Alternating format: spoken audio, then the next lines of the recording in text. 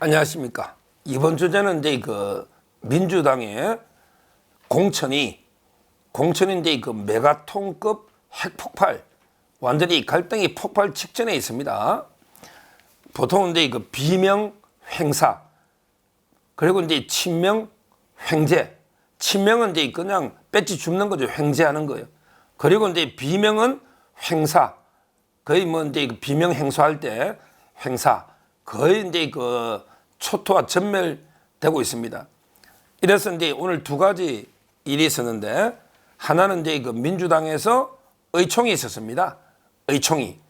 그래서 이제 이재명의 불공정한 이런 이제 사천에 대해서 의원들이 불만이 그냥 이제 막 쏟아져 나온 거죠. 거의 생중계 되다시피 2시간 이상 의총이 열렸고요.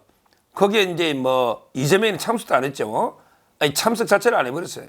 그러다 보니까 이제 더 불만이 터져 나오고, 그리고 이제 정청래도 중간에 자리를 떠고 나가려니까 의원들이 막 불만을 쏟아냈습니다.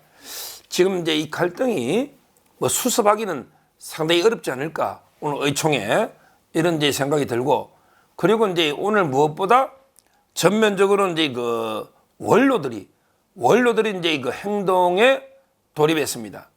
도저히 이재명이가 자기 마음대로 사천하는 걸 참을 수 없다. 이래서 원로들이 들고 일어났습니다. 우리가 이제 보통 삼총리라는데, 이제 이낙연 총리는 이제 탈당했으니까 남아있는 거는 이제 김부겸 총리하고, 그리고 이제 정세균 총리가 있죠. 근데 정세균은 이제 미국에 출장 중이기 때문에 완전히 모든 행동을 같이 한다, 이렇게 위임을 주고요. 오늘 이제 만나서 이재명 지도부를 이제 책임 문제를 제기한 거는 누구냐? 바로 이제 김부겸 총리하고요. 그리고 이제 전직 의장들도 있죠. 전직 국회의장들. 어떤 분이냐? 예를 들어 이제 임채정 의장, 그 다음에 김원기, 그리고 이제 문희상. 다 이게 민주당의 아주 이제 원로 중에 원로죠. 국회의장도 하고, 그 다음에 총리도 한 이분들이 다 한 자리에 이제 한 자리에 모인 거예요.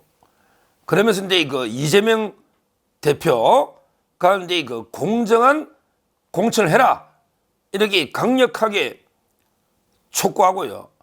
그 다음에 이재명의 입장 표명, 이게 필요하다, 이렇게 요구를 했습니다. 지금 이제 파열음이요, 엄청납니다. 이분들이 뭐라 했냐? 오늘 이제 김부겸부터 임채정, 김원기, 문희상, 이분들이 서울 모처 식당에 모여가지고 뭐라 했냐?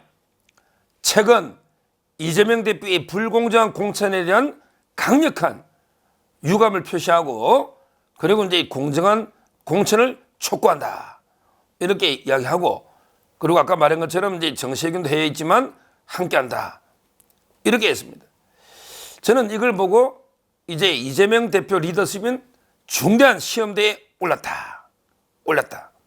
지금 이제 더 이상 버티기가 쉽지 않다. 이런 데 모든 원로들까지 이재명의 불공정 공천을 규탄하고 있습니다. 규탄. 그러다 보니까 이제 버틸 수가 있을까? 의총. 저는 상당히 이재명이가 지금 이제 코너에 몰려있다, 이렇게 봅니다. 예를 들어 이제 제가 수치를 한번 설명드리면요. 지금까지 이제 한번 보십시오. 우리 하위 20%로 평가해가지고 탈당했던 김영주 있잖아요. 부의장. 김영주. 이분은 이제 국회 법안을 107건을 대표 발의했습니다. 107건을. 그리고 이제 상임위 출석률 95%. 그리고 본회의는 이제 93%예요. 이 정도면 이게 특혜급입니다. 특혜급. 근데 하위 20%로 20을 주니까 이제 탈당했잖아요. 그 다음에 우리 하위 10% 준 거 있잖아요. 아니 10%. 박용진 10%는 이제 법안 대표 발의 82건. 그 다음에 상임위 출석률 95, 본회의는 90%. 이것도 박용진은 또 A급이에요. 특혜급. 근데 하위 10%를 줘버렸지 않습니까? 그리고 이제 우리 윤영찬이도 하위 20% 들어갔죠. 윤영찬도 보니까 이제 법안 발의 39건에 출석률이 90이 다 넘어요. 근데 이재명이를 한번 보자고요. 이재명이 과연 이게 어떻게 했냐? 와, 이재명이 국회 법안 발의 6건. 본회의 출석률 86인데 상임위 출석률이 35% 꼴찌입니다. 여야 통틀어 꼴찌입니다. 이재명이가 이제 매일 뭐 단식하고 방탄하고 입원하고 온갖 게 무슨 의정 활동을 했습니까? 국방위 상임위 출석률이 35%로 여야 통틀어 꼴찌다. 법안 발언이 6개밖에 없다. 이런 게 이재명이는 아주 우수한 평가를 받고 진작에 의정 열심히 했던 김영주, 박용진, 윤영찬, 그 다음에 광주의 송갑석까지 하위 20%로 다 였지 않습니까? 이게 무슨 이게 공정한 평가입니까? 완전히 이제 뭐 수박 당도에 따라서 수박으로 평가했지 않습니까? 수박이 이제 뭐 3개냐, 4개냐, 1개냐, 2개냐 이렇게 평가했지 않습니까? 거기에 따라 수박 의원들은 학살을 시켜버린 이런 게 공천 조작을 자행하고 있는 점수, 이게 민주당 아닙니까? 이러다 보니까 원로들이 참고 하다가 도저히 못 참아서 이제 김부겸, 정세균까지 그 다음에 임채정, 김원기, 문희상 의장들까지 나서서 이재명 대표 입장 표명하시오. 그리고 이게 빨리 이런 게 바로잡고 공천 제대로 해야 된다. 이렇게 강력하게 규탄하고 촉구하지 않습니까? 저는 지금이라도 이제 이재명이가 이거는 이제 원로들의 의견이나 그 다음에 의총에서 의원들의 그 의견을 더 이상 이게 귀를 막고 눈을 감고 더 이상 무시할 수는 없다 봅니다.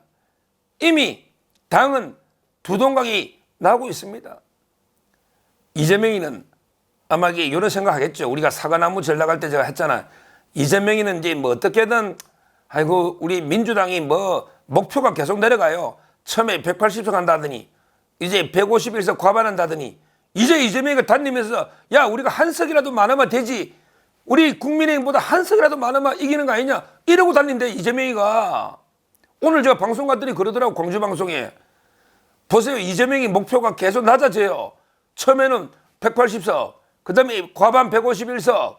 그 다음에 지금은 국민의힘보다 한 석만 많으면 된다. 이러고 있다니까요.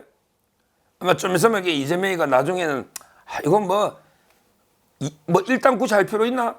4개 구속만 안 되게 100석만 넘으면 되겠네. 100석만 넘으면 내가 3분의 2 구속은 안 될 거 아니냐. 예를 들어 이렇게 또 목표가 내려갈 겁니다. 결국 이재명이는 민주당이 폭망하든 말든 자기를 지켜줄 똘똘하게 자기 확실한 사람 100명만 있으면 내 다 이게 구속도 맞고 다 할 수 있는 거 아니냐. 이러고 있는 거예요.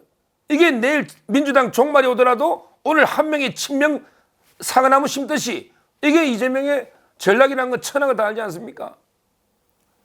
지금 이게 뭐 우리 입장에서야 이게 공천 파동 민주당 개판 치는 게 나쁘진 않지만 그래도 이게 공당인데 나라의 돈을 받는 공당인데 이렇게 여론 조작이나 정체불명의 여론 조작해가지고 이게 치내고 이런 식으로 이게 당이 완전히 사당화된다면 이거야말로 이게 우리 정치 수준이 후퇴하고 민주주의가 무너지는 이런 문제이기 때문에 저희가 비판하고 지금 여기 그 개선을 촉구하는 거 아니겠습니까? 뭐 저 개인적으로는 이재명이가 이게 좀 더 공천 개판 치주면 더 좋지만 그렇게 우리 나라 걱정도 해야 되는 거 아닙니까? 어떻게 공당에서 이런 공천이 역대 있었나?